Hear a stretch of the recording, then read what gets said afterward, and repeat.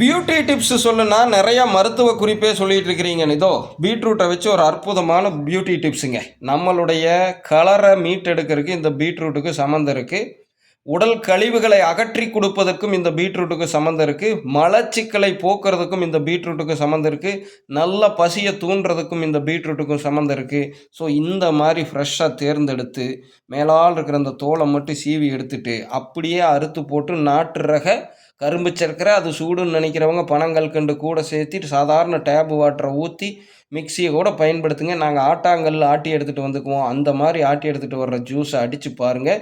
நம்மளுடைய பிரம்ம முகூர்த்த குரு வித்தையான ஆரோக்கியமான வாழ்வுக்கான 1200 மூச்சுக்களுக்கு அப்புறம் மலச்சிக்கல் போக்கி உடல் கழிவு அகற்றி மேனி பளபளப்பாகும். இயற்கையாக உள்ளே கொடுக்கறதன் மூலம் வெளியே நம்மளுடைய ரீஃப்ரெஷ்னஸை காட்ட முடியும்.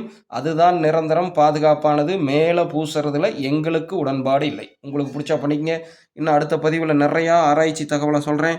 சாதாரண காய்கறிகளையும் கீரைகளையும் பழங்களையும் ஏன் அசைவத்தையும் வச்சுக்கிட்டு கிடைக்கிற ரேஷன் அரிசி ரேஷன் துவரம் பருப்பு ரேஷன் பாமாயில கூட பயன்படுத்திட்டு எப்படி ஆரோக்கியமாக இருக்கிறதுங்கிறத நாங்கள் அதை பயன்படுத்திட்டு ஆரோக்கியமாக இருக்கிறோங்கிறது உங்கள் முன்னாடி வைக்கிறோம். உங்களை பயன்படுத்த சொல்லல எதுவும்.